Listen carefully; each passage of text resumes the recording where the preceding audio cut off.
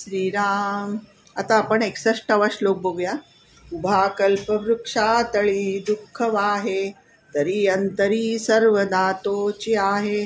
जनी सज्जनी वाद हा वाढवावा, पुढे मागुता शोक जीवी धरावा। श्रीराम। जी जी कामना जीवाने करावी ती पुरवणारा रामरूप कल्पवृक्ष असून त्याच्या छायेखाली राहणारा एखादा मूढ जर दुःखच वाहत बसेल तर त्याला सर्व काळ दुःख वाचून काय मिळेल?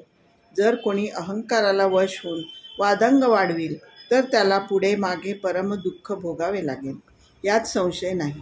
त्यासाठी पूर्ण मानसिकता बदलावी, जीवनाकडे बघण्याचा दृष्टिकोन बदलावा।